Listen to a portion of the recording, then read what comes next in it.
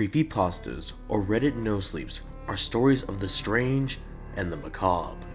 They tell of tales of twisted events or nightmarish creatures that spawn from our darkest fears. Most are just harmless tales built to scare us, but some may be tales of true experiences. Today we explore these accounts of fear in our top 10 creepypasta/no-sleep tales. These are the tales we feel are the scariest, so for the rules, number 1 will be, this list is made up of our personal favorites. Number 2, the stories had to originate from creepypasta or Reddit no sleep. And number 3, there will be no sequels on the list, just standalone stories or the original. Also, we'll try not to give away too much of the story in hopes you'll go out and read them for yourself. With that, let's get ready to hear some tales from our darkest nightmares. Number 10. Bedtime. Night is supposed to be a time of rest, but for this author, it was a time of pure fear.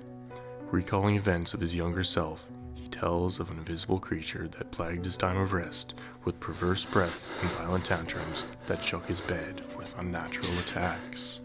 This goes on for a few nights, always ending when his mother comes to comfort him. One day, his mother leaves to stay with his ailing grandmother, leaving him alone with his father, whose slumber can never be broken. On this night, he awakes from a deep sleep to feel the grasp of a gaunt hand on his shoulder. He struggles to escape, but the grip tightens and tries to pull him into the wall next to his bed, hoping to envelop him into its cold embrace. Number 9. The Strangest security tape. In this story, we follow a gas station attendant who begins work with a new employee, who just doesn't seem to rub him the right way. Slowly, their manager begins to notice things going missing and places the blame on the new employee. The author is told to watch security tapes to catch him in the act, but instead, what he finds perplexes him when he sees the night repeat itself every hour. Same customers, same purchases, same exact order. The story takes a turn for the bizarre as it continues to repeat, even with the accounts of the gas station attendant stuck in a never-ending loop of despair. Number 8. NoEnd House. If you were offered $500 to enter a 9-room house and simply exit, would you do it? For this author, he felt he could take on the task and entered the NoEnd House. As he made his way through the first 2 rooms, he found no reason to turn back, until the 3rd room, when hell itself seemed to leak into reality. Strange creatures, shadows that followed and stalked, rooms that should never be possible, and sights that destroyed the grip of reality, broke the author down into unbridled madness. So if you were offered the same task, would you enter the NoEnd House? Number 7. The Queen's Guard. When we experience something frightful or terrifying, we run away or seek refuge. But what happens if you can't? This story centers around a man positioned as one of the Queen's Guard, a soldier who stands at the ready around the royal residence. One day, a strange woman stands and watches him. Like most tourists, he ignores this out-of-place girl and continues on with his rounds, until she begins to approach him ever so slightly. Her figure twists and deforms, mouth ajar to unnatural positions, and a stare that never breaks. The story continues further, but we won't spoil the surprise. You'll just have to read about the horrific events to follow, if you're brave enough. Number 6. Been drowned. Based on the Nintendo 64 game Majora's Mask, this tale starts when the author finds an unmarked copy of the game at a garage sale.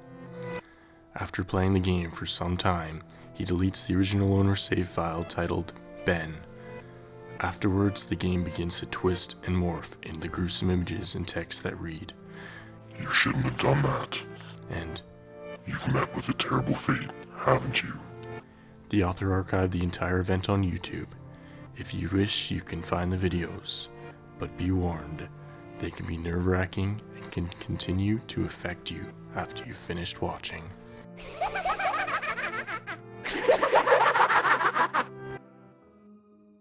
Number 5, 630-296-7536.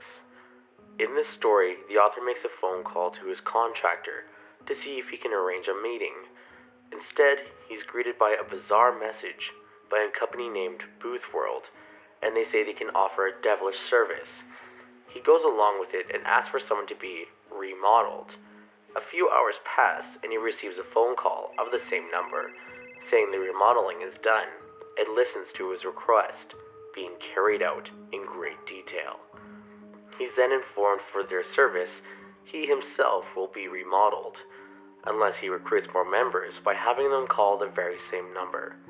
The number is, of course, 630-296-7536.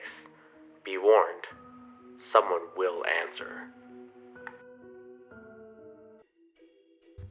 Number 4, Laughing Jack. An imaginary friend is very common amongst younger children. This is no different for our author's son, who has created a friend named Laughing Jack. The author sees no problem, just childish imagination, until he begins to have nightmarish dreams about grotesque carnivals and murderous Muppets. Of course, it was only dreams until his son began receiving candy from his imaginary friend, find his dog mutilated, and noises from unexplained origins. The ending is far too graphic to recall, so you'll just have to read the story to find out who Laughing Jack really is.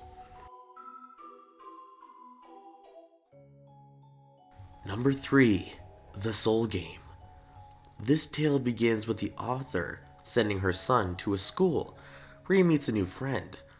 But as time goes on, the author begins to grow suspicious of her child's new playmate, as her son begins to show strange behavior. She then learns her son is partaking in a new game, but can't find out the rules or what nature this game entails, because her son won't tell her. The author then invites the boy over in hopes to confront him about her boy's strange behavior. She demands he tell her about the game and its rules. The boy explains that there are 3 simple rules. Rule number 1, don't walk past any mirrors in the dark. Rule 2, don't leave any doors open when you go to bed. And then refuses to tell her the last rule, and suggests she find out the answer from her son. The son reluctantly gives and tells her the last rule. Rule number 3, once you know all the rules, the game begins. Don't get caught or you lose. Unfortunately, now that I've told you all these rules, it seems you are now part of the soul game. Good luck.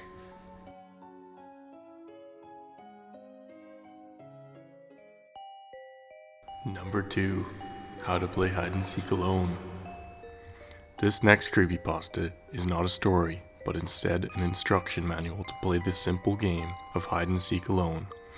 This ritual requires a doll or stuffed animal, salt water, rice, a needle with red thread, nail clippers, a TV set to static, a sharp tool, and a bathroom with sink or bathtub.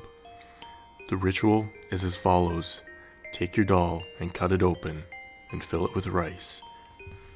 Clip off some of your nails and place them inside the doll. Then sew the doll up with red thread to symbolize veins or blood. Then tie up the doll with the remaining thread. Next, fill your basin or tub with water. Pick your hiding spot and place your cup of salt water there. Once this is done, you may begin the game. Give your doll a name and say your name and the phrase. Player's name is first hit 3 times. Turn on the TV and switch off all the lights. Then go count to 10. Come back to the doll and say, I found you, and stab it with your sharp object. It is now your turn to hide. Go to your hiding spot and wait till you can't take anymore and find your doll, wherever it may be, and pour the salt water on it and say, I've won 3 times, thus ending the ritual. There are countless warnings on playing the game, and we advise you don't participate, but if you really wish to test the paranormal, they may win.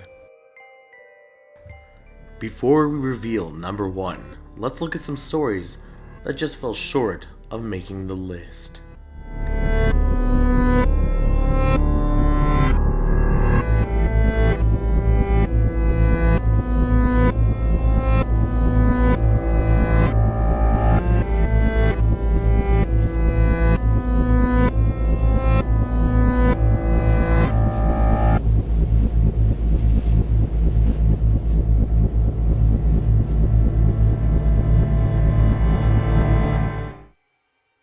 Number 1. The Stairs and the Doorway. In this tale, we relive the events of a man taking up a job as a university security guard. The story starts off slow, telling us about his day-to-day routine. The author explored and wandered the halls of the university as he made his rounds throughout the school until one day, he finds a room he's never seen before. He enters to find a sub-basement to the school and explores its abandoned halls. He stumbles upon another door to another set of stairs. His curiosity takes hold of him, and he descends deeper into the unknown bowels of the old rustic building. What the author met with seemed impossible. A room filled with darkness, too big to exist on any campus. With all his courage, he ventured into the void and explored its contents to find a door, bolted and sealed in the empty abyss. Using his keys, he finds a match, but when it came time to unlock the door, the now empty room no longer felt void, but it felt downright crowded. Unlocking the door, he's met with the beast that defies the senses. He remembered fangs and words that turn bones to rusted glass. He remembered feathers and a hand with too many fingers. He remembered wings and a stink of something long caged. The author runs from the room, all the while feeling time die and decay. His body screamed in pain as the room laughed and gawked at his attempt to escape. The story continues, but we'll leave you to finish it. The mystery won't solve itself. Thanks for watching Dreambridge Top 10. Sub for more and follow us on the social networks. All through October we'll be releasing horror content, so stay tuned for more Nightmare Bridge. Until then, we'll see you in the next video, if you make it that far.